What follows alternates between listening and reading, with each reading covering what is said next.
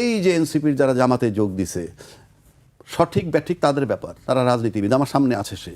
কিন্তু আমি প্রশ্ন আমার অন্য জায়গায়। আমি বলতে চাচ্ছি যে বাংলাদেশে এখন স্বাধীনতার পক্ষ বিপক্ষ শক্তি বলতে যে কার্ডটা চালাইতো, এটা চালানো কঠিন অপরাধ। কেন অপরাধ? আমি দুইজন বিশিষ্ট মুক্তিযোদ্ধার কথা যদি বলি, তারা কারা? একজন মেজর আখতারুজ্জামান, তার দীর্ঘদিন যে রাজনীতির কেরিয়ার, সে কোথায় যোগ দিছে? জামাত। এলডিপির কর্নেল অলি, তার মতো একজন মানুষ হয়? উনি মুক্তিযোদ্ধা, উনি যোগ দিলেন কোথায়? জামাতে। তার মানে কি? মেজর আখতারুজ্জামানের 5 বার বহিষ্কার করা হয়েছে, 5 বার আবার ফেরত নেওয়া হয়েছে। তার মানে কি?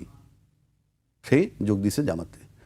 এলডিপির অলি সাহেব দীর্ঘ কেরিয়ার, জিয়াউর রহমান সাহেবের সাথে সহযোদ্ধা ছিলেন উনি। ওনার অ্যাকশন, ওনার সব কিছুতে মনে হয়েছে যে বিএনপিকে সে মনে প্রাণে ভালোবাসে। আমার সাথে তার কথা হয়নি, কারণ নাহলে দীর্ঘ এতদিন থাকেনি। উনি এসে যোগ দিলেন, তার মানে কি? এখন আপনি এই কর্নেল অলি কি রাজাকার? মেজর আখতারুজ্জামানকে আপনি কি রাজাকার বলবেন, নাকি জামাতের মুক্তিযোদ্ধা বলবেন? কারণ সব তো এক জায়গায় মিক্সড হচ্ছে।